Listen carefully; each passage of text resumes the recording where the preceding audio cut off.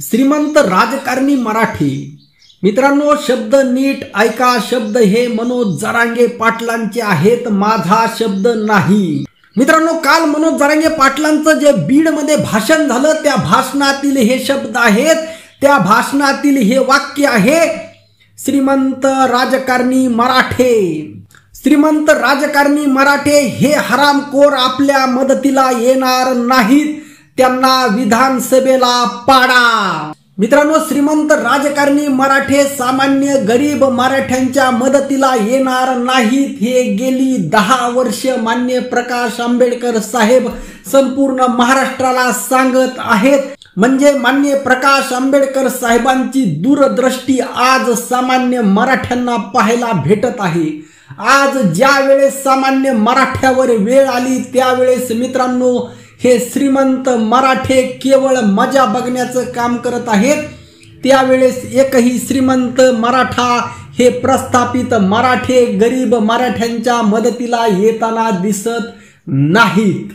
मित्रांनो, मराठ्यांना ओबीसी मध्ये आरक्षण द्यायचं किंवा नाही याबाबत बैठक झाली आणि त्या बैठकीमध्ये ओबीसी नेत्यांनी अगदी स्पष्टपणे सांगितलं की मराठ्यांना ओबीसी मध्ये आरक्षण द्यायचं नाही.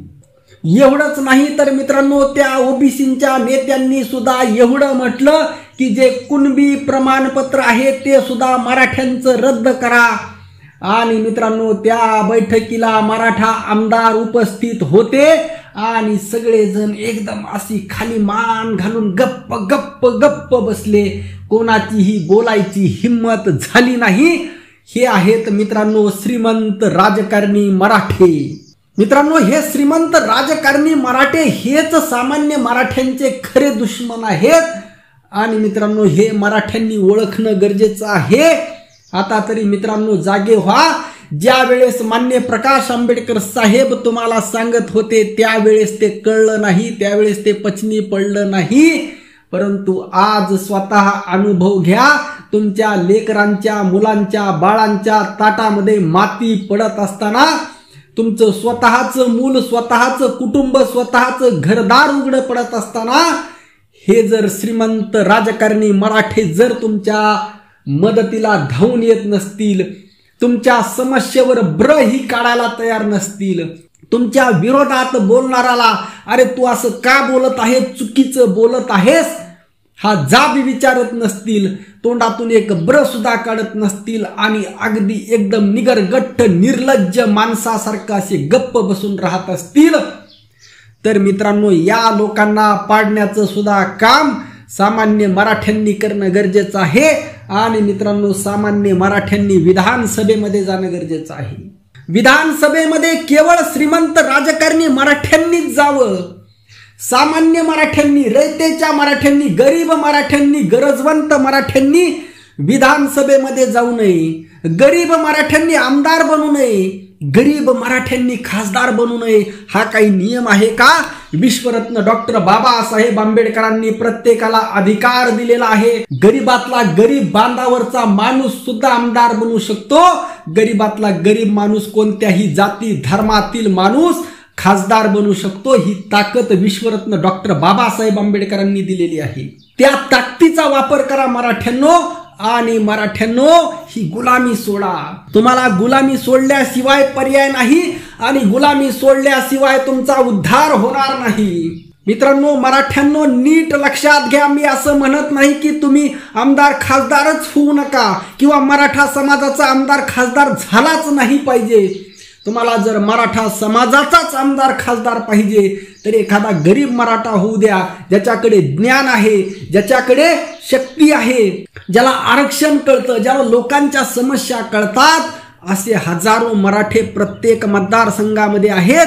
त्यापैकी कोणीही एक उभा करा आणि त्याला एक शिक्का मतदान करून निवडून आणा. तेवढी ताकद या महाराष्ट्रामध्ये मराठ्यामध्ये आहे, तेवढी संख्याबळ मराठ्यांकडे आहे. आणि मित्रांनो, जर सामान्य मराठ्यांनी जर ठरवलं आणि त्यांच्या सोबतीला जर वंचित बहुजन आघाडी असेल, मुस्लिम समाज असेल, धनगर समाज असेल, बंजारा समाज असेल आणि 12 बलुतेदार असतील, हे सर्व समाज घटक जर आले तर मित्रांनो या महाराष्ट्रामध्ये 200 पेक्षा जास्त आमदार यायला काही हरकत नाही. मी कालच आशिष जाधव यांचं विश्लेषण पाहिलं. त्यांनी म्हटलं की मनोज जरांगे पाटलांनी म्हटलं आणि 288 आमदार पडणार हे शक्य होत नसतं. मी एवढी वर्ष झालं पत्रकारिता करत आहे. आशिष जाधव, मी तुमचा चाहता आहे, मी तुमचा फॅन आहे, परंतु जर येथील जनतेने ठरवलं, हे जर सर्व समाज घटक जर एकत्र आले तर काही क्रांती होऊ शकते आणि बीडमध्ये ते दाखवून देणं गरजेचं होतं. पंकजाताई मुंडे यांचा पराभव होऊच शकत नाही असं जे बीडमध्ये म्हटलं जात होतं ते मराठ्यांनी करून दाखवलं, ते मुस्लिमांनी करून दाखवलं, ते बौद्धांनी करून दाखवलं, ते 12 बलुतेदारांनी करून दाखवलं. हे सर्व समाज घटक एकत्र आल्यानंतर या महाराष्ट्रामध्ये क्रांती झाल्याशिवाय राहणार नाही. ठीक आहे, 288 आमदार जरी नाही पडले तरी 200 पेक्षा जास्त आमदार पाडून या महाराष्ट्रामध्ये मनोज जरांगे पाटलांची, माननीय प्रकाश आंबेडकर साहेबांची, सर्व मुस्लिम इतर बांधवांची सत्ता 100% येऊ शकते. आणि मित्रांनो, हे सहज शक्य आहे. कोणत्याही पत्रकाराच्या विश्लेषणाला बळी पडू नका. आपण सर्व एक राहा आणि या सर्व पत्रकारांचे, मीडियाचे, राजकारण्यांचे जे स्वप्न आहेत, जे लागे बांधे आहेत, हे नेस्त नाबूद करण्याची ताकद आपल्याला संविधानाने दिलेली आहे. आपल्याला ही ताकद बाबासाहेबांनी दिलेली आहे. आपण ठरवू शकतो विधानसभेमध्ये कोण जाणार, आपण ठरवू शकतो लोकसभेमध्ये कोण जाणार. हा ठरवण्याचा अधिकार आपल्याला आहे. तो अधिकार मराठ्यांनो ओळखा. आणि मराठवाड्यातील मराठा तर मनोज जरांगे पाटलांच्या पाठीमाग आहे. पश्चिम महाराष्ट्रातील मराठ्यांना आव्हान आहे, विदर्भातील मराठ्यांना आव्हान आहे, कुणब्यांना आव्हान आहे. जे कोणी 40-50 वर्षापूर्वी कुणबी झाले असतील त्यांनी विसरू नका की मराठा आणि कुणबी एकच आहे. हे जगद्गुरु श्री संत तुकाराम महाराजांची गाथा सांगते. तुम्ही कुणबी जरी असाल तरी सुद्धा मनोज जरांगे पाटलांच्या पाठीमागे उभा राहा. तात्पुरता स्वार्थ बघू नका. मनोज जरांगे पाटलांना साथ द्या. रामकृष्ण हरी. जय जगद्गुरु, जय शिवराय, जय भीम.